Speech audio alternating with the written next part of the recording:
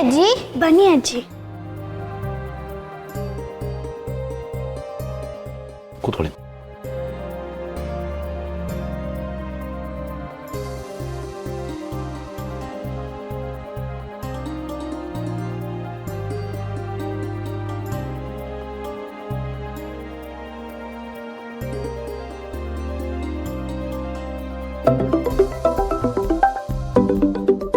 Second. ಅಮ್ಮ, ಈ ಊಟ ಮಾಡ್ತಾರೆ ಬಂದೆ. ಹಲೋ ಅತ್ತೆ, ಏನಾದರೂ ಬೇಕು ಅಂದರೆ ಕೇಳಿ, ನಾನು ಇಲ್ಲೇ ಇದ್ದೀನಿ.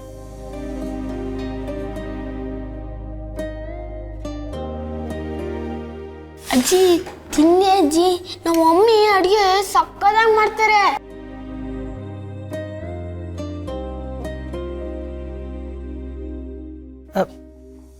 ನಾನು ಯಾರು ಅಂತ ಗೊತ್ತಾ ನಿಮಗೆ? ಗೊತ್ತು, ನೀವು ನಮ್ಮ ಅಜ್ಜಿ ಅಂದ್ರೆ ಅಪ್ಪನ ಅಮ್ಮ. ನನ್ನನ್ನು ಮೊದಲು ನೋಡಿದ್ರಾ? ನೋಡಿದ್ದಿದ್ರೆ ನಾವು ದೇವಸ್ಥಾನದಲ್ಲೇ ಮಾತಾಡಿಸ್ತಾ ಇದೀವಿ ಅಲ್ವಾ ಅಜ್ಜಿ?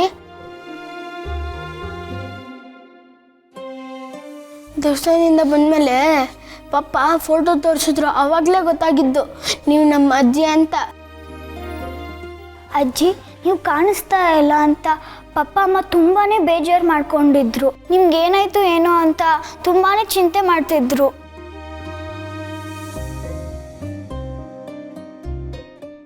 ಅವ್ರು ಬೇಜಾರಾಗಿರೋದು ನೋಡಿ ನನಗೂ ಬೇಜಾರಾಗೋಯ್ತು.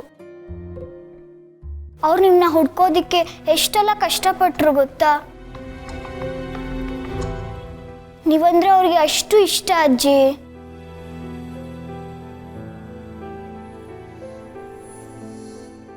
ಓದಿ ಪಪ್ಪ ಅಂತೂ ತುಂಬಾನೇ ಬೇಜಾರು ಮಾಡ್ಕೊಂಡಿದ್ರು.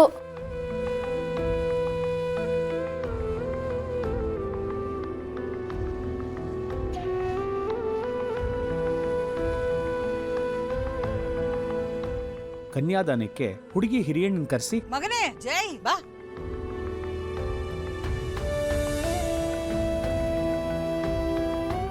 ಹೈದರಾಬಾದ್ ಪರ್ಲ್ಸ್ ಅಂದ್ಯಾ? ಅಶ್ವಿನಿ ಆಸೆ ಪಟ್ಟ ಡಿಸೈನ್. ಆಮೇಲೆ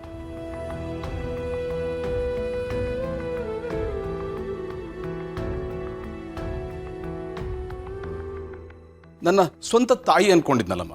ನನ್ನ ತಮ್ಮಂದ್ರನ್ನ ತಂಗಿರ್ನ ಮಕ್ಕಳ ಥರ ನೋಡ್ಕೊಂಡೆ. ನನ್ನ ಸ್ವಂತದವ್ರ ಥರ ಟ್ರೀಟ್ ಮಾಡಿದೆ. ಯಾವ ತಪ್ಪಗಮ್ಮ ಈ ಶಿಕ್ಷೆ? ನೀನು ಗೌತಮ್ನ ಬಿಟ್ಟು ದೂರ ಹೋಗ್ಬೇಕು. ನೀನ್ ದೂರ ಹೋದ್ರೆ ಎಲ್ಲರೂ ಚೆನ್ನಾಗಿರ್ತಾರೆ. ಇಲ್ಲ ಅಂದ್ರೆ ನಾನು ಯಾರನ್ನೂ ಜೀವಂತವಾಗಿ ಉಳಿಸಲ್ಲ.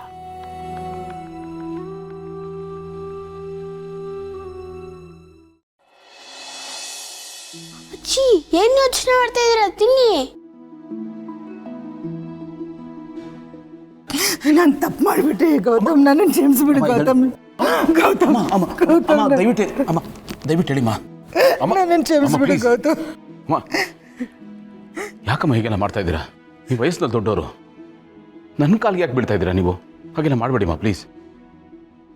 ಏನ್ ಮಾಡ್ಲಿ ಗೌತಮ್, ನಾನು ಮಾಡಿರೋ ತಪ್ಪಂಥದ್ದು ಅದು ನನ್ನನ್ನು ಕಾಡ್ತಾ ಇದೆ, ಒದ್ದಾಡೋ ಥರ ಮಾಡ್ತಾ ಇದೆ. ಅದರಿಂದ ಆಚೆ ಬರಕ್ ಆಗ್ತಾ ಇಲ್ಲ. ನಾನು ನಿಮ್ಗಳಿಗೆ ಒಂದಿನೂ ಒಳ್ಳೇದು ಮಾಡಿಲ್ಲ, ಬರೀ ಕೆಟ್ಟದನ್ನೇ ಮಾಡಿದ್ದೀನಿ. ಅಂಥದ್ರಲ್ಲಿ ನನ್ನ ಬಗ್ಗೆ ನಿನ್ನ ಹೆಂಡತಿ ಹತ್ರ ಆಗಲಿ ಮಕ್ಕಳ ಹತ್ರ ಆಗಲಿ ಒಂದು ಕೆಟ್ಟ ಮಾತು ಹೇಳಿಲ್ಲ ನೀನು.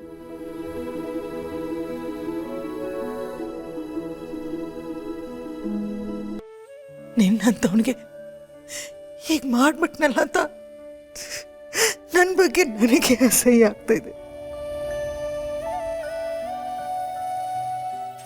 ಗೌತಮ್, ನಾನು ಒಳ್ಳೆಯವಳಲ್ಲ ಗೌತಮ್. ನಿಮ್ಗಳ ಮಧ್ಯೆ ಬದುಕೋ ಯೋಗ್ಯತೆ ನನಗಿಲ್ಲ.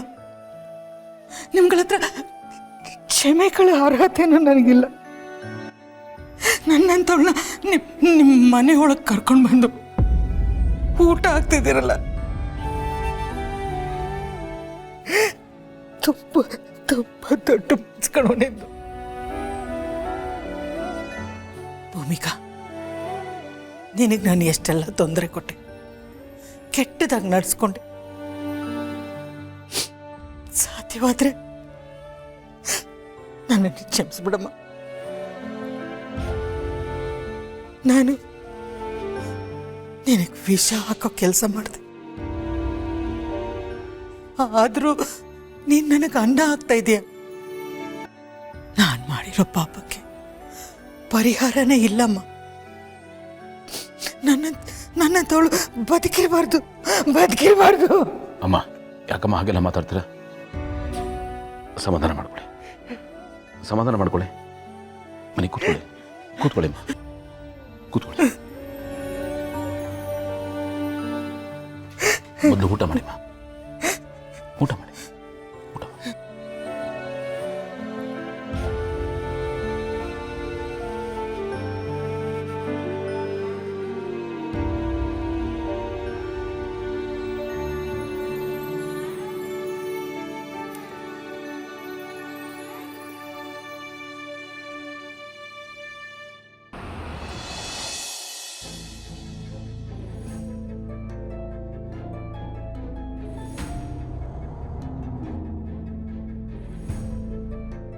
ಆನಂದ್, ಹೊರಗಡೆ ಸಿಕ್ಕಾಪಟ್ಟೆ ಬಿಸಿಲಿದೆಯಪ್ಪ, ಟಯರ್ಡ್ ಆಗ್ಬಿಟ್ಟಿದ್ಯಾ, ನೀರು ಕುಡಿ. ಯಾಕೆ ಡಲ್ ಆಗಿದ್ಯಾ? ಮೀಟಿಂಗ್ ಏನಾಯ್ತು? ಇಲ್ಲ ಚಿನ್ನ, ಮೀಟಿಂಗ್ ಆಗಲಿಲ್ಲ. ಅಂದರೆ ಗೆಳೆಯನ ಮೂಡ್ ಸರಿ ಇರಲಿಲ್ಲ, ಅದಕ್ಕೆ ಮೀಟಿಂಗ್ ಮುಗಿಲಿಲ್ಲ. ಮತ್ತೆ ಅವ್ರ ಹತ್ರ ಅಪಾಯಿಂಟ್ಮೆಂಟ್ ತೊಗೋಬೇಕು. ಅದಕ್ಕೆ ಯಾಕೆ ಇಷ್ಟೊಂದು ಬೇಜಾರು ಮಾಡ್ಕೊಂಡಿದ್ಯಾ? ಇನ್ನೊಂದ್ಸಲ ಹೋದ್ರೆ ಆಯ್ತಪ್ಪ. ಆ್ಯಕ್ಚುಲಿ ನಾನು ಫೀಲ್ ಆಗಿರೋದು ಅದಕ್ಕಲ್ಲ ಚಿನ್ನ. ಲೈಫ್ ಅನ್ನೋದು ಎಷ್ಟು ವಿಚಿತ್ರ ಅಲ್ವಾ? ಯಾವಾಗ ಏನು ಅಂತ ಪ್ರಿಡಿಕ್ಟ್ ಮಾಡೋದಕ್ಕೆ ಆಗಲ್ಲ.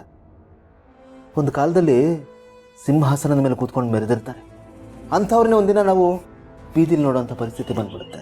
ಈ ಜೀವನ ಅನ್ನೋದು ಒಂಥರ ಗಡಿಯಾರ ಇದ್ದ ಹಾಗೆ, ಮೇಲಿದ್ದ ಮುಳ್ಳು ಕೆಳಗಡೆ ಬರಲೇಬೇಕು. ಕೆಳಗಿದ್ದವನು ಮೇಲೆ ಹೋಗ್ತಾನೆ, ಮೇಲಿದ್ದವನು ಕೆಳಗೆ ಬರ್ತಾನೆ. ಇದೊಂಥರ ಹಾವು ಏಣಿ ಆಟ ಇದ್ದ ಹಾಗೆ. ಏಣಿ ಸಿಗ್ತಲ್ಲ ಅಂತ ಖುಷಿ ಪಡೋಷ್ಟರಲ್ಲೇ ಆವಾಗ ಆಹಾರ ಆಗ್ಬಿಟ್ಟಿರ್ತೀವಿ. ಲೈಫು ಅಷ್ಟೇ, ಯಾವಾಗೇನು ಅಂತ ಹೇಳೋಕ್ಕಾಗಲ್ಲ. ಏನಾಯ್ತಪ್ಪ ಇವತ್ತು ನಿನಗೆ? ಒಳ್ಳೆ ವೇದಾಂತಿ ಥರ ಮಾತಾಡ್ತಿದ್ಯಲ್ಲ. ಚಿನ್ನ, ಇವತ್ತು ಮೀಟಿಂಗಿಂದ ಬರೋವಾಗ ಶಕುಂತಲಾ ಆಂಟಿ ನೋಡಿದೆ ಕಣೆ. ನೋಡಬಾರ ಸ್ಥಿತಿ ನೋಡಿದ್ವಿ. ಅಂದರೆ ಅವರೊಂಥರ ಭಿಕ್ಷುಕಿ ಥರ ಕಾಣಿಸ್ತಾ ಇದ್ರು ಕಣೆ.